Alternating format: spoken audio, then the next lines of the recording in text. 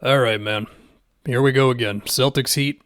And look, I'm definitely scared of Jimmy and Spo and everything Miami's been doing. And I understand their seeding is what it is, but they can definitely win this series. And I think we should start with Jimmy. Just how do the Celtics envision guarding him and all that stuff? Well, first off, who's guarding Jimmy? Well, in the regular season stuff I saw, it was a mix of Tatum, Derek White, Marcus Smart, and Jalen. Some of that's going to be dictated by like transition stuff and all that, but okay, that's the first thing, right? And I do wonder if the Celtics are just switching a whole bunch of like guard and wing actions. What does that look like with Jimmy trying to get downhill? Because I picture somebody like Derek White, who is a very good defender, no doubt. I mean, he was all defense second team, well deserving.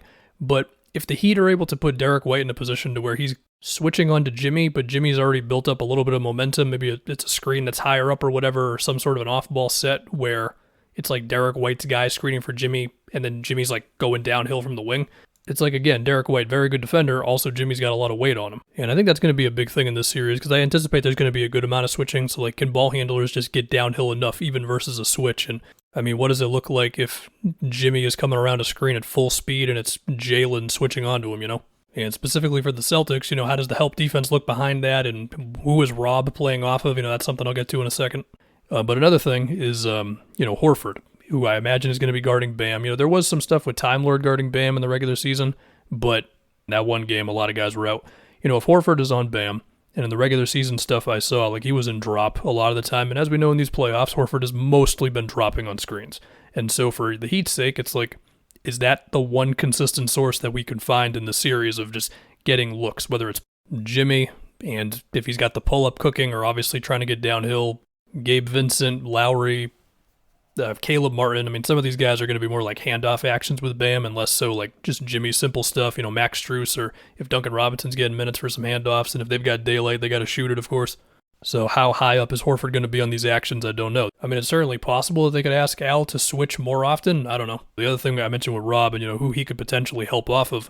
Well, here's the thing. In the last year's series, he was helping off of PJ Tucker, and, well, we saw what that looked like in the Philly series, but in this one, it just seems like all the potential candidates can either shoot on the Heat or they run offense through them, and so it gets a little tougher to find. I mean, if you could look into a crystal ball and it told you that Kevin Love wasn't going to go crazy from three in the series, if he's going to, get minutes like that, I mean, he's been starting games, but he usually ends up at like 15, 16 minutes, then okay, that would be your option. But, I mean, what if Kevin Love just torches you from three with trying to help off of him with Rob, you know what I mean?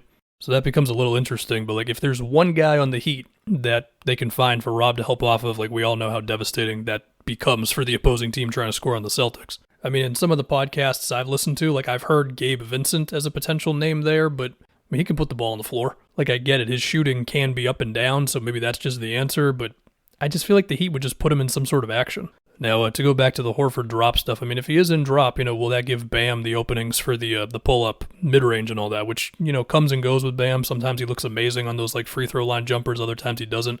But also this speaks to the constant Bam thing, which is aggressiveness, and I still reference in my head all the time that one game in the series last year where out of the jump, Bam was just like, I'm going to Horford in the post, and he had an amazing first quarter. It set the tone for the game, and I mean, the Heat ended up winning it in a lot from what I remember.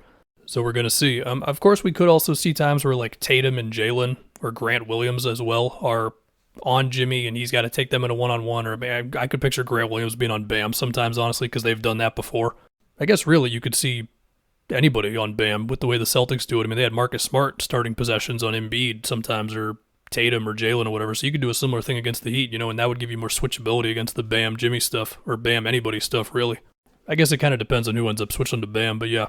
I think one interesting thing with the Heat's offense, and then we can go on to the other side of the ball, is like, you look at the Celtics matchups in these playoffs, like it was the Hawks, heavy pick and roll offense. Sixers, Harden Embiid pick and roll, Harden ISO, Embiid post up / face up.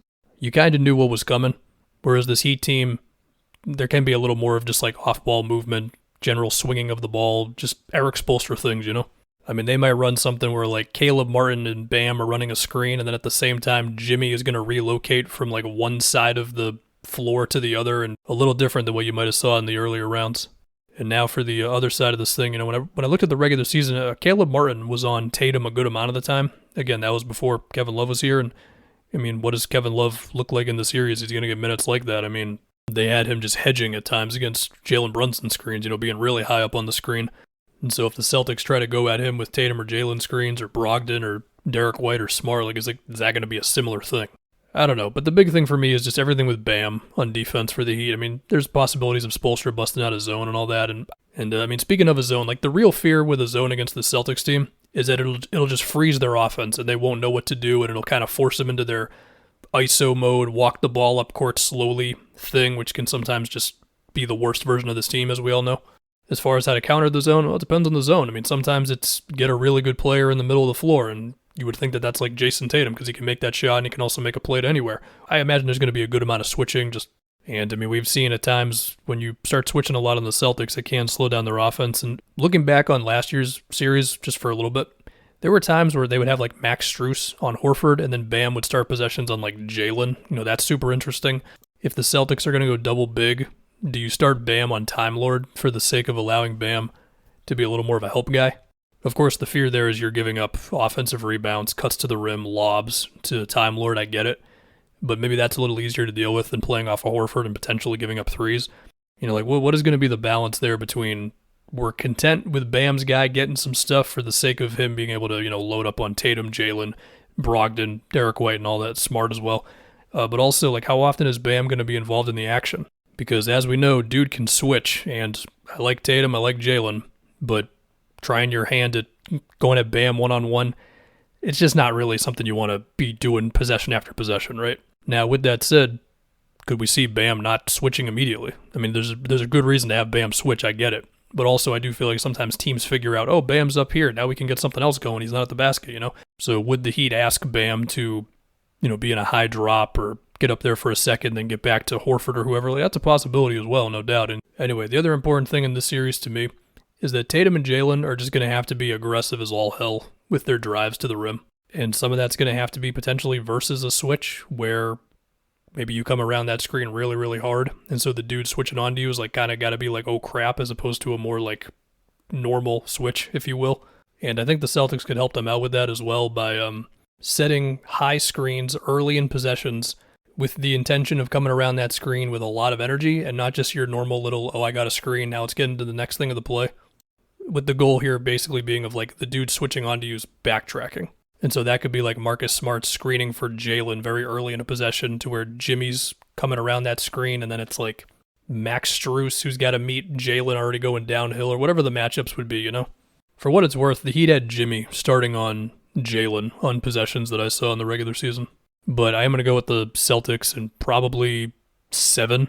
My initial thought was Celtics in 6, but I'm going 7 because the Celtics team just has a tendency to screw up one random playoff game in every series. On top of the Heat are just going to drag them to the absolute end, man. They're going to.